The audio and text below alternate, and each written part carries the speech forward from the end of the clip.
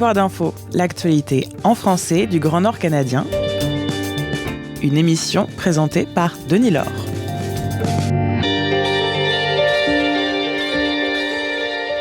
All those in favor, please stand.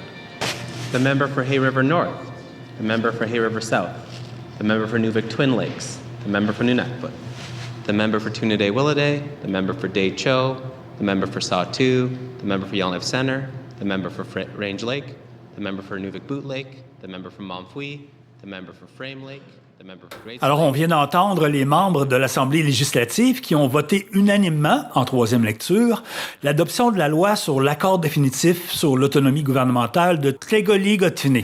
Vous m'excusez vraiment de ma prononciation, je l'ai jamais entendu, le nom. On parle ici des Dénés et des Métis de Norman Wells, c'est pas du tout la même chose que la municipalité, vous le savez. Donc, tout ça, c'était le mercredi 25 janvier à l'Assemblée législative. Pour que ce texte-là ait force de loi, il faut encore qu'il soit sanctionné par le commissaire des Territoires du Nord-Ouest. La loi va donner une assise juridique à l'accord définitif sur l'autonomie gouvernementale qui a été signé en 2025 par la société Tleggolli-Gotine Government Incorporated et les gouvernements du Canada et des Territoires du Nord-Ouest.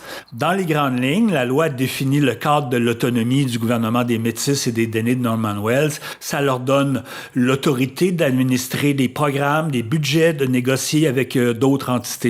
La présidente, à l'heure actuelle, s'appelle Cherry Hodgson.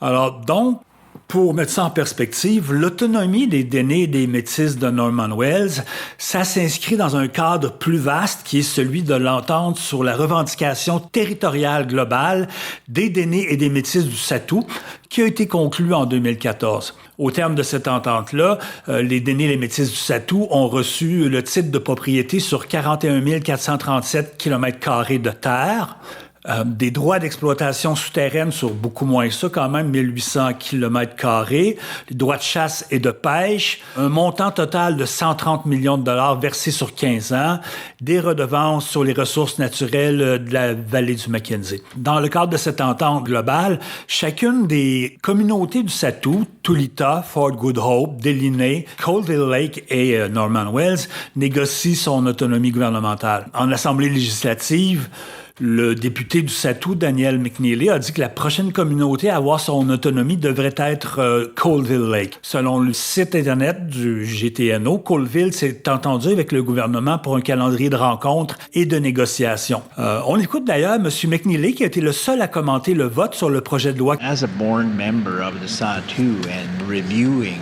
Mr. Speaker, the many efforts and concluding self-government initiatives. Donc, je vous fais une traduction très libre.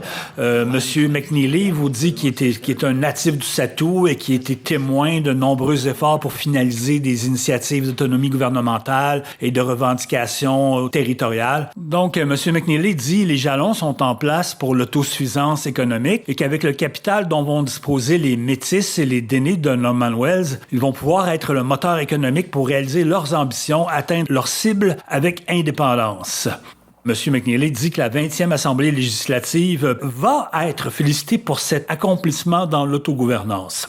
Les autres projets de loi en attente de sanctions qui ont reçu une troisième lecture, la loi modifiant certaines lois concernant la sécurité technique et 2 lois sur les crédits supplémentaires. La première porte sur les dépenses d'infrastructure, la seconde sur les dépenses de fonctionnement et d'autorisation de la limite d'emprunt. Alors voilà, c'est tout pour aujourd'hui. Merci d'avoir été avec nous. Territoire d'info, l'actualité en français du Grand Nord canadien. Une émission de l'initiative de journalisme local financée par le Consortium des médias communautaires de langues officielles en situation minoritaire.